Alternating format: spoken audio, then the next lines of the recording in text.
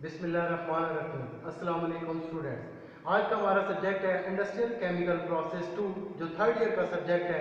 उसमें हम डिस्कस करेंगे सोप इंडस्ट्री को, कि सोप को कितने तरीकों के साथ तैयार किया जाता है। तो स्टूडेंट, लास्ट टाइम हमने पढ़ा था कि सोप की तैयारी दो तरीकों के साथ तैयार किया जाता है सोप को। एक था केटल प्रोसेस, जिसको बैच प्रोसेस का नाम दिया गया है, और एक है कंटिन्यूस प्रोसेस, जिसको नाम दिया गया हाइड्रोलिसिस ऑफ फैट्स के साथ। तो स्टूडेंट्स, आज का हमारा सब्जेक्ट है सोप की तैयारी बाय कंटिन्यूस प्रोसेस, यानी कंटिन्यूस प्रोसेस से सोप की तैयारी। तो सबसे पहले हम ये स्टूडेंट्स आपके सामने फ्लो शीट बनी हुई है किस इंडस्ट्री, सोप इंडस्ट्री के किस तरह पूरे प्रोसेस के अंदर यूनिट ऑपरेशन में यूनिट प्रोसेस करते हुए सोप को तैयार किया जाता है। तो सबसे पहले हम देखते हैं कि इसमें हमें फैट्स और catalyst zinc oxide, magnesium oxide और कैल्शियम ऑक्साइड, ये लेके आएंगे। साथ में फैट्स होंगे, फैट्स और कैटालिस्ट, कैल्शियम, मैग्नीशियम और जिंक के ऑक्साइड्स, इनको लेके आएंगे। इनको ब्लेंडर सेक्शन में ब्लेंड करेंगे, टैंक के अंदर थारोली मिक्स करेंगे। मिक्स करने के बाद इन फैट्स और कैटालिस्ट जो मिक्स किए गए, इनको लेके जाएंगे हाइड्रोलाइजर के अंदर। हाइड्रोलाइजर के अंदर क्या होता है कि वहाँ पे हॉट वाटर के साथ इसको रिएक्ट करवाते हैं, यानी जो फैट्स और कैटलिस्ट हैं इनको मिक्स करके लेके आए हैं। यहाँ पे इनके हाइड्रोलिसिस करते हैं विद वाटर के साथ। तो क्या होता है, हमारे पास फैटी एसिड्स बनते हैं। इस जो हाइड्रोलाइजर है, इसका टेम्परेचर, इसके अंदर जो टेम्परेचर मेंटेन किया गया वो 250 सेंटीग्रेड टेम्परेचर है। लेंथ इसकी 20 मीटर्स है, और जो इसका डाया वो 66 सेंटीमीटर है। और जो ये कंटेनर है या हाइड्रोलाइजर जो है, ये बना हुआ है स्टेनलेस स्टील का। इसके अंदर क्या होता है, फैट्स और कैटालिस्ट जो है ब्लेंड करके उनको और साथ में पानी को आपस में रिएक्ट करते हैं, फैटी एसिड बनते हैं। इतने टेम्परेचर के ऊपर 250 सेंटीग्रेड टेम्परेचर, वो जो फैटी एसिड बनते हैं उनको नेक्स्ट सेक्शन में लेके गए फ्लैशिंग चैम्बर के अंदर। फ्लैशिंग चैम्बर के अंदर क्या होता है, जो मॉइस्चर है, जो स्टीम जनरेट होती है, उसको रिमूव कर लेते हैं। बाकी उस फैटी एसिड को लेके गए हीट एक्सचेंजर्स के अंदर। हीट एक्सचेंजर्स के अंदर क्या होता है कि अगर हमें नेक्स्ट सेक्शन के अंदर हीट चाहिए तो हम इसको हीट प्रोवाइड कर देते हैं। अगर हीट कम है तो हम इसको हीट दे देंगे, अगर ज़्यादा तो हीट उसमें से रिकवर कर लेंगे। हीट एक्सचेंजर्स का ये फंक्शन है।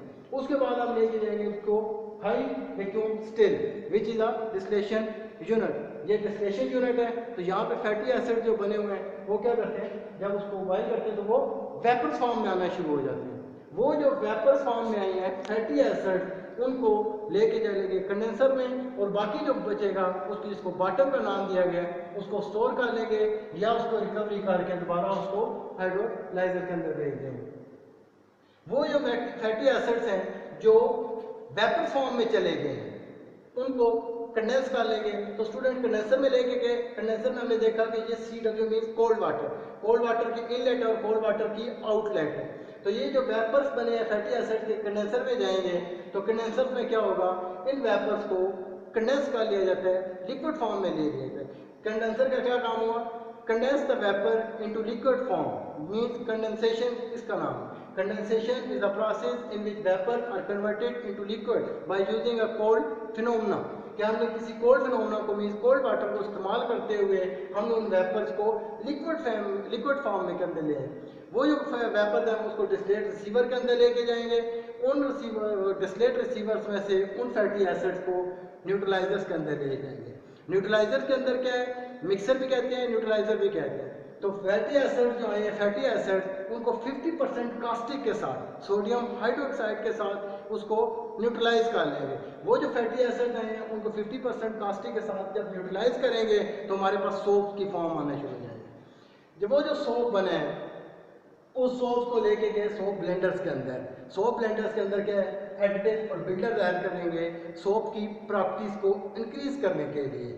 हमने एडिटिव और बिल्डर्स ऐड कर लिए। देन उस सोप को लेके गए फ्रीजर्स के अंदर, जहाँ पे उसके अंदर कलर और परफ्यूम कि मार्केट की रिक्वायरमेंट को देखते हुए उसके अंदर डिफरेंट किस्म के कलर्स और डिफरेंट किस्म के परफ्यूम्स को ऐड कर दिए जाते हैं। देन उस सोप को लेके जाएंगे कटिंग सेक्शन के अंदर। कटिंग सेक्शन के अंदर क्या होता है, वो जो बड़े बड़े पीसेस में आ रहा है सोप, उसको छोटे छोटे बार्स की सूरत में कट किया जाता है। उनको बार्स की सूरत में सोप को कट करके उसको पैकिंग सेक्शन में ले आते हैं। पैकिंग सेक्शन के अंदर वो जो सोप बने हैं उसको डिफरेंट रैपर्स के अंदर पैक करके आगे मार्केट के अंदर इंट्रोड्यूस करवा दिया जाता है। तो स्टूडेंट्स हमने ये पूरी इंडस्ट्री देखी। अब इसमें दो मोस्ट इंपॉर्टेंट जो आप कह सकते हैं कि प्रोसेस हैं वो है हाइड्रोलाइजर्स के अंदर और सेकंड वन है न्यूट्रलाइजर्स के अंदर। हाइड्रोलाइजर्स के अंदर क्या होता है, हाइड्रोलाइजर के अंदर क्या होता है, 250 सेंटीग्रेड टेम्परेचर, इसके अंदर क्या होता है, हमने फैट्स को हाइड्रोलाइसिस किए। ये जो फैट्स थी, ये फैट्स C17H35COO3C3H5 ये फैट्स हैं, इनको हाइड्रोलाइसिस किया, पानी के साथ ऐड किया H2O हॉट वाटर के साथ। जब इन फैट्स को वाटर के साथ हॉट वाटर के साथ ऐड करेंगे तो फैटी एसिड बनेंगे C17H35COOH स्टेरिक एसिड या फैटी एसिड बनेगा और साथ में ग्लिसरीन बनेगी। ग्लिसरीन को हमने रिकवर करके ग्लिसरीन यूनिट के अंदर भेज देना है जहाँ पे ग्लिसरीन तैयार की जाती है।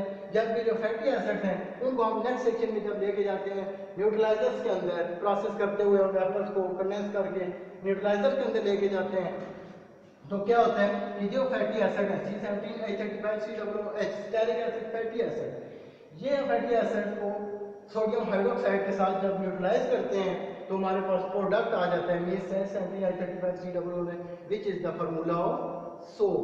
ये सोप का फार्मूला है, ये बनेगा, सोप की फॉर्मेशन होगी और साथ में पानी बनेगा। तो इसमें हम कह सकते हैं कि स्टूडेंट्स दो यूनिट प्रोसेस हैं, मींस कि hydrolysis of fats and second one neutralisation of fatty acids. बाकी सारे इसके अंदर यूनिट ऑपरेशंस हैं। तो यूनिट ऑपरेशन में यूनिट प्रोसेस का मैंने आपको बता चुका हूँ। यूनिट ऑपरेशन के अंदर क्या होता है, फिजिकल चेंजेस आती हैं, जबकि ये जो यूनिट प्रोसेस है इसके अंदर केमिकल चेंजेस हैं। Fats converted into fatty acids, then this fatty acid converted into product means soap by using a caustic soda. तो स्टूडेंट्स आज का हमने टॉपिक था सोप की तैयारी बाय कंटिन्यूस प्रोसेस। मैं उम्मीद करता हूँ कि आपको ये टॉपिक समझ आएगा। मजीद अच्छी वीडियोस के साथ मैं आपके पास दोबारा हाजिर होऊंगा। अल्लाह हाफ़िज़।